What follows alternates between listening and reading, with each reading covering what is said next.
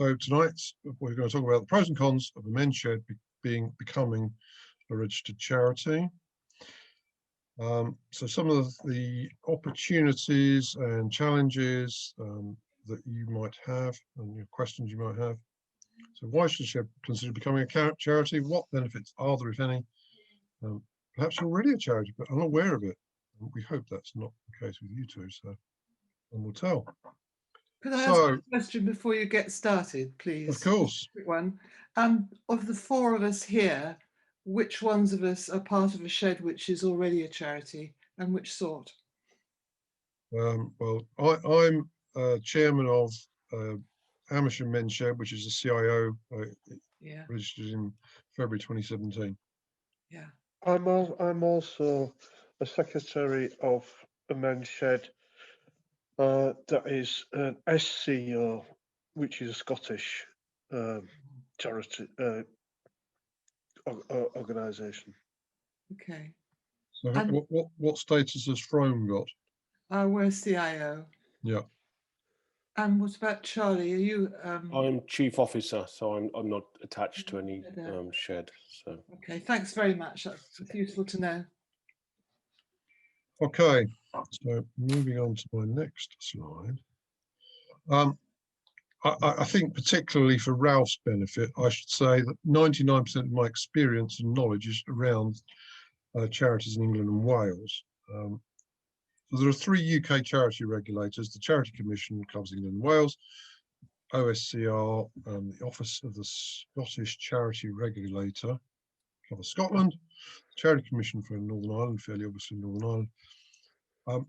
And I've included Isle of Man, Guernsey and Jersey because we have sheds in both the Isle of Man and Guernsey, though I don't believe we have a member shed at the moment in Jersey.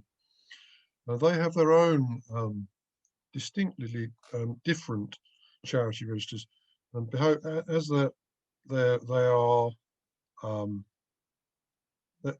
sort of outside the UK, but they sort of follow some UK regulations.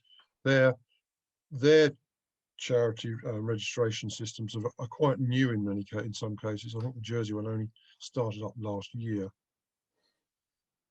I think one of the things to say is there are some quite interesting differences in operation and reporting between the 3 main UK regulators. So, for example, in England and Wales, names of trustees are automatically published by the Charity Commission on their website. That's not the case in Scotland. In fact, it's almost impossible to find out who the charity trustees are if you wanted to, because if you upload your annual report to the OSCR website, which Ralph may have done, they then very carefully go through and redact any real names from the report. So, you know, there's no way of knowing. I'm not so sure about the Charity Commission for Northern Ireland. I suspect probably for reasons of personal security, they probably don't, but I don't know. And certainly the Isle of, I think it's particularly Jersey, for example, they have charities there where you're not even allowed to know the name because they redact the name of the charity from their own charity register, which is quite spooky when all you see is charity number 7, because there are not that many of them. And obviously the levels of reporting are subtly different to the Charity Commission having been going for such a long time with 168,000 charities in registration at the moment, the last time I checked. I think the best way of describing Charity Commission, they have quite a light touch. If you don't fulfil the registration requirements in terms of annual reporting, they won't necessarily strike you off for some considerable time. I've seen charities on the register who've not reported for 5 years and they still haven't been struck off. So I hope that gives you a bit of a flavour about the sort of regulatory environment. There are lots of questions that one could ask. I'm not necessarily saying I could answer them all. As I said to Ros earlier, Ralph, I'm not an accountant and neither am I legally trained. I just happen to have been a chairman for a number of years. Right, now this is a fairly busy slide, but it's the main, I think it's the meat to me of why sheds should consider becoming registered. Now, there are a number of types of sheds, of course. There are the independent ones, like I described, Amersham, i.e. they're not sitting under the umbrella of another charity. They just sit there. We're on our own. We do to a degree what we like, as it were. So it shows both to the members and to the world this is a serious enterprise which we expect to last for some time, not just for a few months. And I've seen sheds, particularly in the London area, where they're really run by the sort of adult education departments of local authorities, and they don't seem to have much in the way of a long-term aim. So that's one issue. The next issue is opening up sources of funding. There are grant schemes, particularly the smaller ones, which are open to any sort of organised group, but most of the bigger ones are only open to registered charities. And that's certainly true in England and Wales, and I suspect it's true in most of Scotland as well. I think the other thing to say is that, speaking a bit personally here, donors won't give money to any charity which is not registered and whose annual returns are not up to date. I will check if someone asks me for money that they are registered as a charity and that their annual returns are up to date. My shed's superior landlord is another charity, and I give them our rent because otherwise we'd be thrown out, but I won't give them any other money because their annual returns are rarely up to date. So if you end up in premises where you need to sign a lease, you'll probably need to be some kind of incorporated body, in terms of that protects the people signing the lease. So it's sensible to do that. So you can either be a charity, i.e. a CIO, or alternatively, a large shed could become a community interest company, a CIC. That means you end up on the charity register and you end up on the company's register, so giving you increased levels of reporting to do, and the potential for fines if you don't send in your annual report in time. So generally speaking, the typical shed, I would be very unsurprised why they would choose that. Certainly in England and Wales, and you may want to correct me, Ralph, in England and Wales, you get if you pay business rates and you're a charity, you can get an 80% business rate rebate. And most councils, if you ask nicely and behaving yourselves, they'll remit the remaining 20%. That's becoming more difficult because, of course, councils are under such financial pressure. Now, one of the things that people moan about a bit to me, or have done in the past, is the level of paperwork. To my mind, if you're an unincorporated shed and you're sort of sitting there, independent but unincorporated, you've still got to do some level of paperwork. Your members will, or they ought to be, asking you for some kind of annual report, and more particularly some form of accounts, and presenting those to the members. If you become a charity or a CIO or an SCIO, you'll need to do some form of annual report. The words bit, mine is about a page and a half, 2 pages. You can look us up on the charity register and see it. Because CIOs in England and Wales, regardless of your turnover, they will put your annual report online. If you're not the other forms of charity, the old trust forms of charity, they only put your annual report up if it's over £25,000 income in the year. So that, in terms of doing charity research, CIOs are nice and easy to research because the annual report is up online. The other part, of course, is the accounts. I think my accounts fit on 1 page of A4 because you don't need to provide a lot of detail to the Charity Commission. They really want to know expenditure and income and a bit about your balance sheet. So it's really pretty simple. Trustees, of course, being the next problem that I've heard people say, well, we need trustees and people need to take on the role. And I've had, and I can understand that. It's, if you're not in the game, as it were, of being a charity trustee, it's a thing you might not want to do.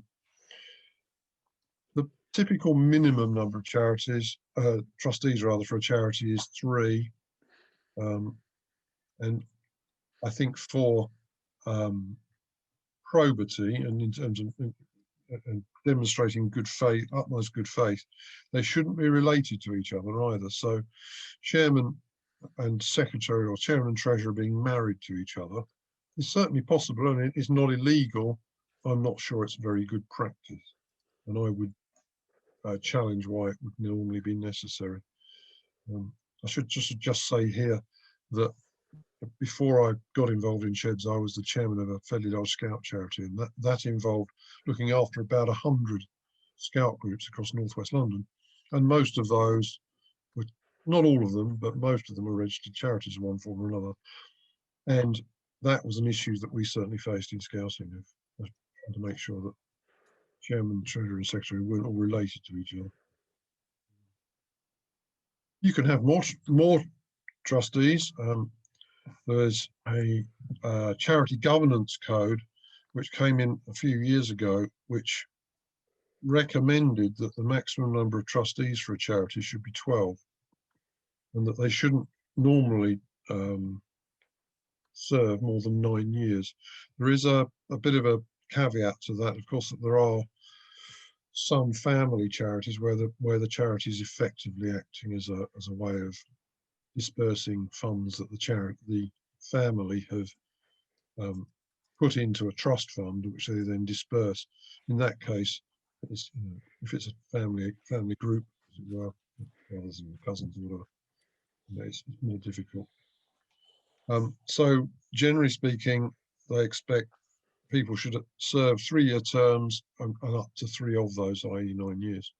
So those are and there are more complicated rules about who can become trustees. There's a whole long list of things, what you might have done, which will disqualify you, being still in bankrupt and being convicted of certain fraud crimes and money laundering type crimes. There's a whole long list of them, but and that is certainly an issue that when you're starting up, you need to make sure that that the people who are putting themselves forward for trustees are given the opportunity to read that list and then come up with a good excuse why they shouldn't be put forward. Which has nothing to do with the fact that they've been involved in money laundering or whatever. But it's certainly something you wouldn't want to get caught out putting in someone forward as a trustee and then finding out that they get thrown out. So that's, I hope, fairly simple. I don't know if that answers any questions you had. My report, this is quite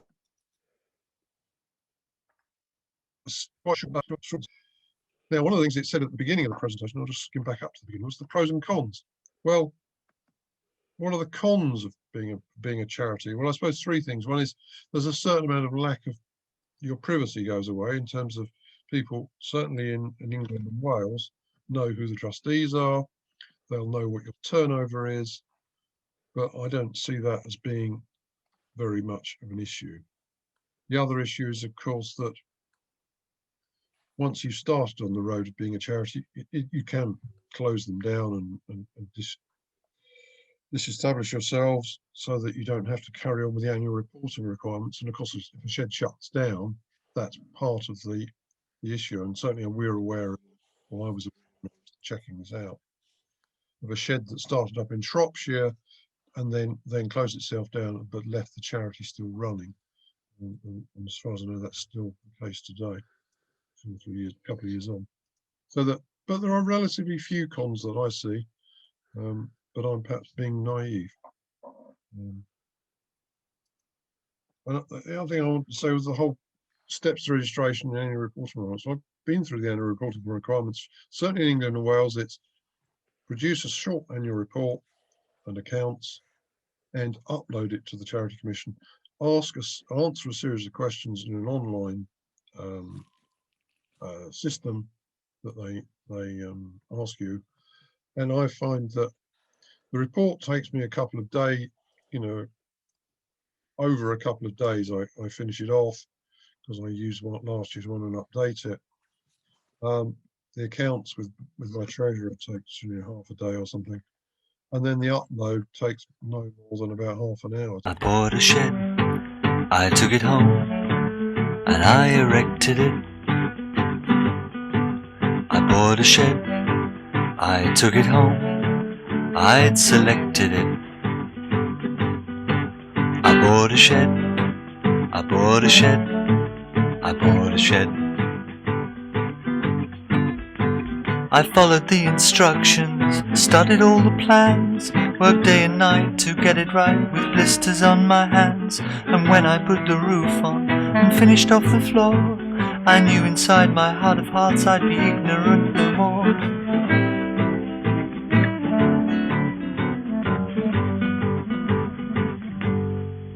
I heard a note inside my shed, I suspected it.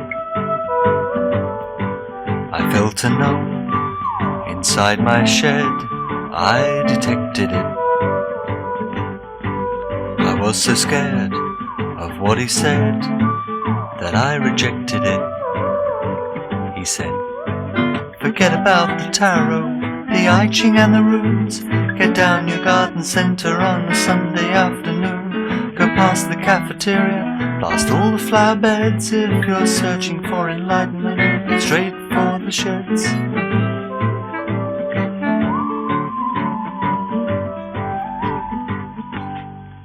And so we lived inside our shed, and we respected it. I taught him, and he taught me, and we perfected it. And all because I bought a shed.